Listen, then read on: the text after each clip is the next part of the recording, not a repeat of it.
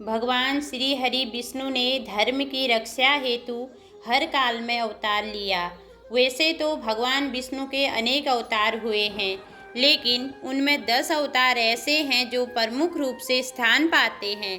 तो आइए जानते हैं उन अवतारों के बारे में। पहला अवतार है मत्स्य अवतार। पुराणों के अनुसार भगवान विष्णु ने सृष्टि को प्रलय से बचाने के लिए मत्स्य अवतार लिया था। इसकी कथा इस प्रकार है। कृत युग के आदि में राजा सत्यव्रत हुए।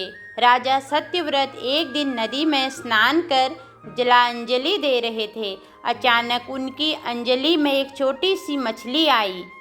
उन्होंने देखा तो सोचा वापस सागर में डाल दूं, लेकिन उस मछली ने बोला, आप मुझे सागर में मत डालिए, अन्यथा बड़ी मछलियाँ मुझे खा जाएंगी। तब राजा सत्यव्रत ने मछली को अपने कमंडल में रख लिया। मछली और बड़ी हो गई तो राजा ने उसे अपने सरोवर में रखा। तब देखते ही देखते मछली और बड़ी हो गई। राजा को समझ आ गया कि यह कोई साधारण जीव नहीं है। राजा ने मछली से वास्तविक स्वरूप में आने की प्रार्थना की। राजा की प्रार्थना सुन साक्षात 4 भुजाधारी भगवान विष्णु प्रकट हो गए और उन्होंने कहा कि ये मेरा मत्स्य अवतार है। भगवान ने सत्यव्रत से कहा, सुनो राजा सत्यव्रत, आज से 7 दिन बाद प्रलय होगी। तब मेरी प्रेरणा से एक विशाल नाव तुम्हारे पास आएगी। तुम सप्त ऋषियों, औषधियों, बीजों व प्राणियों के सूक्ष्म शरीर को लेकर उसमें बैठ जाना। जब तुम्हारी नाव डगमगाने लगेगी तब मैं मत्स्य के रूप में तुम्हारे पास आऊँगा। उस समय तुम वासुकी नाग के द्वारा उस नाव को मेरी सींग से बांध देना। उस समय प्रश्न पूछने पर मैं तुम्हें उत्तर दूंगा, जिससे मेरी महिमा जो परब्रह्मा नाम से विख्यात है तुम्हारे हृदय में प्रकट हो जाएगी। तब समय आने पर मत्स्य रूपधारी भगवान विष्णु ने राजा सत्यव्रत को तत्व ज्ञान का उपदेश दिया, जो मत्स्य पुराण नाम से प्रसिद्ध है। तो आइए जानते हैं भगवान विष्णु के दूसरे अवतार के बारे में। धर्म ग्रंथों के अनुसार भगवान विष्णु ने कुरुम कछुए का अवतार लेकर समुद्र मंथन में सहायता की थी। भगवान विष्णु के कुरुम अवतार को कच्छप अवतार भी कहते हैं। इसकी कथा इस प्रकार है। एक बार महर्षि दुर्वासा ने देवताओं के राजा इंद्र को श्राप देकर श्रीहीन कर दिया। इंद्र जब भगवान विष्णु के पास गए तो उन्होंने समुद्र मंथन करने के लिए कहा। तब इंद्र भगवान विष्णु के कहे अनुसार दैत्यों व देवताओं के साथ मिलकर समुद्र मंथन करने के लिए तैयार हो गए। समुद्र मंथन करने के लिए मंदरांचल पर्वत को मथानी एवं नागराज वासुकी को नेति बनाया गया। देवताओं और दैत्यों ने अपना मतभेद भुलाकर मंदरांचल को उखाड़ा और उसे समुद्र की ओर ले चले, लेकिन वे उसे अधिक दूर तक नहीं ले जा सके। तब भगवान विष्णु ने मंदरांचल को समुद्र तट पर रख दिया। देवता और दैत्यों ने मंदरांचल को समुद्र में डालकर नागराज वासुकी को नेति बनाया, किंतु मंदरांचल के नीचे कोई आधार नहीं होने के कारण वह समुद्र में डूबने लगा। यह देख भगवान विष्णु विशाल कूर्म कछुए का रूप धारण कर समुद्र में मंदरांचल के आधार बन गए। भगवान कुरुम की विशाल पीठ पर मंदरांचल तेजी से घूमने लगा और इस प्रकार समुद्र मंथन संपन्न हुआ। तो जानते हैं भगवान विष्णु के तीसरे अवतार वराह अवतार के बारे में। धर्म ग्रंथों के अनुसार भगवान विष्णु ने तीसरा अवतार वराह रूप में लिया था। पुरातन समय में दैत्य हिरण्याक्ष ने जब पृथ्वी को ले जाकर समुद्र में छिपा दिया, तब ब्रह्मा की नाक से भगवान विष्णु वराह रूप में प्रकट हुए। भगवान विष्णु के रूप को देखकर सभी देवताओं और ऋषि मुनियों ने उनकी स्तुति की। सबके आग्रह पर भगवान वराह ने पृथ्वी को ढूंढना प्रारंभ किया। अपनी थूथने की सहायता से उन्होंने पृथ्वी का पता लगा लिया और समुद्र के अंदर जाकर अपने दांतों पर रखकर वे पृथ्वी को बाहर ले आए। जब हिरण्याक्ष दैत्य ने यह देखा तो उसने भगवान विष्णु के वराह रूप को युद्ध के लिए ललकारा। दोनों में भीषण युद्ध हुआ। अंत में भगवान बराह ने हिरण्याक्ष का वध कर दिया। इसके बाद भगवान बराह ने अपने खुरों से जल को स्तंभित कर उस पर पृथ्वी को स्थापित कर दिया। भगवान विष्णु का चौथा अवतार है नृसिंह अवतार। भगवान विष्णु ने नृसिंह अवतार लेकर दैत्यों के राजा हिरण्यकश्यपु का वध किया था। धर्म ग्रंथों के अनुसार दैत्यों का राजा हिरण्यकश्यपु स्वयं को भगवान से भी अधिक बलवान मानता था। उसे मनुष्य, देवता, पक्षी, पशु न दिन में न रात में, न धरती पर न आकाश में, न अस्त्र से न शस्त्र से मरने का वरदान प्राप्त था। उसके राज में जो भी भगवान विष्णु की पूजा करता था उसको दंड दिया जाता था। उसके पुत्र का नाम प्रहलाद था। प्रहलाद बचपन से ही भगवान विष्णु का परम भक्त था। यह बात जब हिरण्यकश्यपु को पता चली तो वो बहुत क्रोधित हुआ और प्रहलाद को समझाने का प्रयास किया, लेकिन फिर भी जब प्रहलाद नहीं माना तो हिरण्यकश्यपु ने उसे मृत्युदंड दिया। हर बार भगवान विष्णु के चमत्कार से वो बच गया। हिरण्यकश्यपु की बहन होलिका, जिसे अग्नि से न जलने का वरदान प्राप्त था, वह प्रहलाद को लेकर धधकती हुई अग्नि में बैठ गई। तब भी भगवान विष्णु की कृपा से प्रहलाद बच गया और होलिका जल गई। जब हिरण्यकश्यपु स्वयं प्रहलाद को मारने ही वाला था, तब भगवान विष्णु नृसिंह का अवतार लेकर खंबे से प्रकट हुए और उन्होंने नाखूनों से हिरण्यकश्यपु का वध कर दिया। भगवान विष्णु का पांचवा अवतार वामन अवतार था।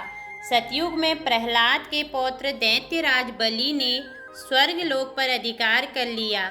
सभी देवता इस विपत्ति से बचने के लिए भगवान विष्णु के पास गए। तब भगवान विष्णु ने कहा, मैं स्वयं देव माता अदिति के गर्भ से उत्पन्न होकर तुम्हें स्वर्ग का राज्य दिलाऊंगा। कुछ समय पश्चात भगवान विष्णु ने वामन अवतार लिया। एक बार जब बलि महान यज्ञ कर रहा था, तब भगवान वामन बलि की यज्ञशाला में गए और राजा बलि से 3 पग धरती दान में मांगी। राजा बलि के गुरु शुक्राचार्य भगवान की लीला समझ गए और उन्होंने बलि को दान देने से मना कर दिया, लेकिन बलि ने फिर भी भगवान वामन को 3 पग धरती दान देने का संकल्प ले लिया। भगवान वामन ने विशाल रूप धारण कर एक पग में धरती और दूसरे पग में स्वर्गलोक नाप लिया। जब तीसरा पग रखने के लिए कोई स्थान नहीं बचा तो बलि ने भगवान वामन को अपने सिर पर पग रखने को कहा। बलि के सिर पर पग रखने से वह सुतल लोक पहुंच गया। बलि की दानवीरता देखकर भगवान ने उसे सुतल लोक का स्वामी भी बना दिया। इस तरह भगवान वामन ने देवताओं की सहायता कर उन्हें स्वर्ग पुनः लौटाया। भगवान विष्णु ने अपना छठा अवतार श्री राम के रूप में लिया। त्रेता युग में राक्षस राज रावण का बहुत आतंक था। उससे देवता भी डरते थे। उसके वध के लिए भगवान विष्णु ने राजा दशरथ के यहाँ माता कौशल्या के गर्भ से पुत्र रूप में जन्म लिया। इस अवतार में भगवान विष्णु ने अनेक राक्षसों का वध किया और मर्यादा का पालन करते हुए अपना जीवन यापन किया। पिता के कहने पर वनवास गए। वनवास भोगते समय राक्षस राज रावण उनकी पत्नी सीता का हरण कर ले गया। सीता की खोज में भगवान लंका पहुँचे। वहाँ भगवान श्री राम और रावण का घोर युद्ध हुआ, जिसमें रावण मारा गया। इस प्रकार भगवान विष्णु ने राम अवतार लेकर देवताओं को भय मुक्त किया। 7वां अवतार है श्री कृष्ण अवतार। द्वापर युग में भगवान विष्णु ने श्री कृष्ण अवतार लेकर अधर्मियों का नाश किया। भगवान श्री कृष्ण का जन्म कारागार में हुआ था।